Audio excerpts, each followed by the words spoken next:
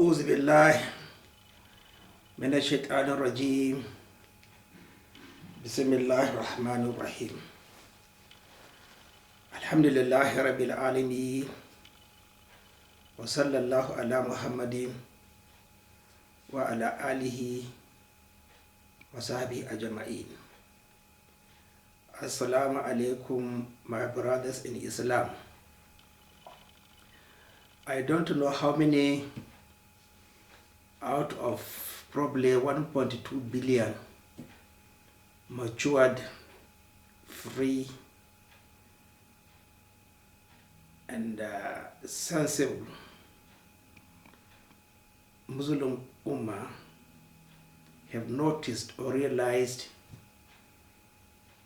and described today or tomorrow as one of the darkest period or days in the life of the Muslim Ummah.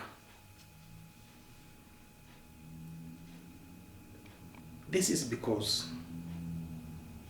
I have observed that the Eid al-Adha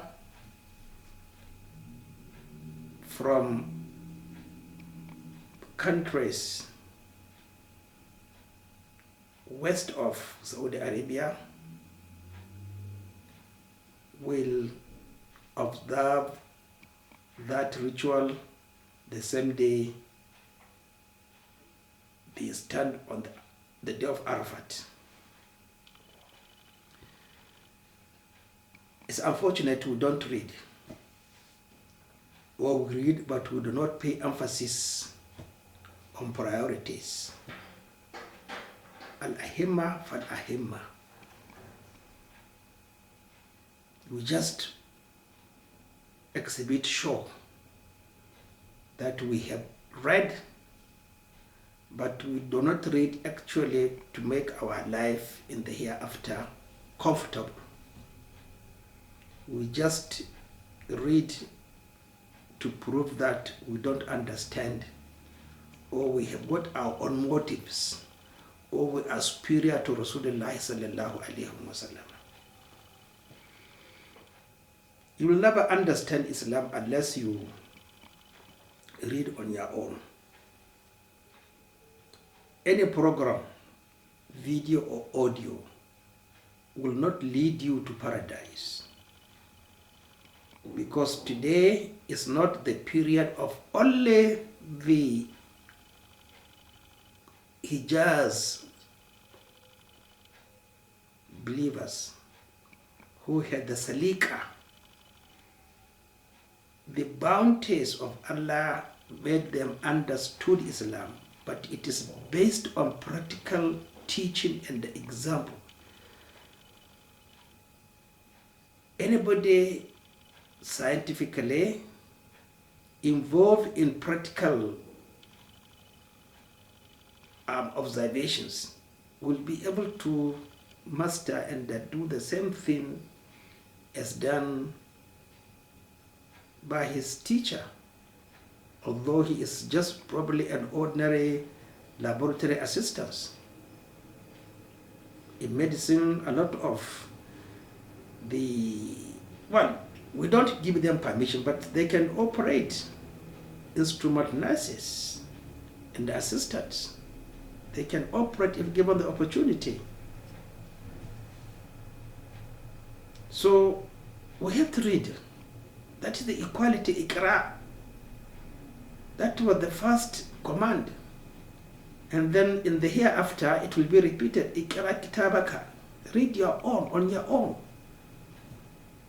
And then so many hadith. Judge yourself before you are judged. Weigh your deeds before they are weighed. So what is wrong with us? We see mistakes by the Arabs, and you regard Arabs as superior to a black man. So if that is the case, that means Rasulullah sallallahu alaihi wasallam made a statement that is false. Because he said, when a black man commands you, follow him. Well, I am grateful to Allah subhanahu wa ta'ala, because now most of those who prolong their hudubas, they have shared it to about 50 minutes. Last week, the Saudis, Mecca and the Medina, hudubah was 15 minutes. First 7 minutes, the second also 7 minutes, both in Mecca and the Medina. And all these sheikhs from Europe and America, they have stopped posting their hudubah Twitter, although we don't have Twitter in Nigeria. So it's a disgrace. It's a disgrace. It's a disgrace. Muslim Ummah, where are your scholars? Pride, arrogance. Why are we allowing this to happen? Why are we allowing this to happen? It's because of one important thing. One important thing, which is lack of understanding the teaching of Allah subhanahu wa ta'ala on this important pillar of Islam, that is the caliphate. Responsibility, moral responsibility. إني جائل في الأرض خليفة. إني جائل في الأرض خليفة. إني جائل في الأرض خليفة. Then that is the most important teaching of Allah subhanahu wa ta'ala. From Prophet Adam alayhi salam to Zakaria, all our leaders. But what did Muhammad do? What did he do? Why was he sent? As what? As what? To teach us, to lead us. And then what did he leave behind? Yes, the characteristics or the quality of those to lead the Muslim Ummah. Those with the knowledge. Definitely, you can't surpass the immigrants in knowledge because they spent 13 years teaching, learning the Torah. Nothing else. There's nothing new in those 13 years. The first 13 years in Mecca is Torah. It's nothing but previous revelations, 24 messengers mentioned in the Holy Quran. That was the teaching. That is in the Torah. But in Medina, it was the Sunnah. But the belief, understanding the caliphate supersedes practical application. But practically, Rasulullah sallallahu alayhi wa sallam has to be followed, obeyed, not the Holy Quran. That's why some years or some days or some months before his immigration, before his hijrah, Allah made him to state, Rabbi adkhilni mudkhala sidiqin wa akhrijni mukhraja sidiqin waj'alni min ladunka sultanan nasira. Yes, exactly, from Allah subhanahu wa ta'ala, but human being chosen by Allah, as He's chose the rest of the prophets and messengers before him, that He is the one to lead. He is the one. Victory, success, prosperity lies on Him, under His arms, under His umbrella, under His footsteps. You can't change a single word. As in Matthew, that if you change a single comma or a line or a dot, in fact, you have to be more than those who were given the book. You have to be more than the students of Prophet Musa alayhi salam. That is what also is applicable to us.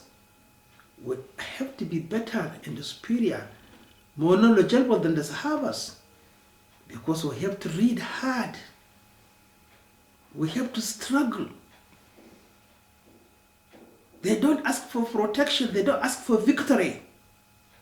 But here we have to lower our gazes, our pride and everything above those of the Sahabas before we are protected and made leaders. So my brothers, Tuesday is one of the most disgraceful days in Islam, in the history of Islam, where we see we don't understand, described مثل الذين حملوا التوراة ثم لم يحملوها كمثل الحمار يحمل أسفارا. All our scholars, 50 from Muslim countries, they are useless. They are cowards, Jaban. They have no interest. My brothers, if Rasulullah sallallahu alayhi wa sallam asked Bilal if he had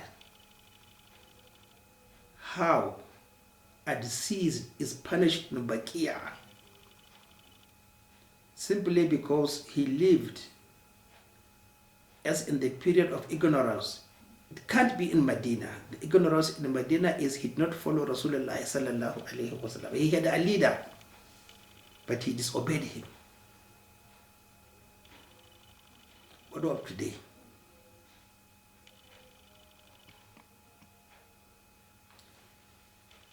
Those who have died, who are dying, who will die on Tuesday in Mecca, Medina, where what is their fate? In paradise or in hellfire? What is the difference? Then another hadith. One is punished because of he allowed urine to touch his body. The other one was punished because of namima, backbiting, slandering others. What of you? What of us? My brothers, if Rasulullah sallallahu alayhi wa sallam was unable to prevent a moth and a grasshopper from being burnt by a lamp, the same thing applies to us. He can't save us from hellfire. What will save us from hellfire is only following his own deeds and the deeds of his own chosen Sahabas. Otherwise, my brothers, let us forget about peace, stability, prosperity in the world. Assalamu alaikum.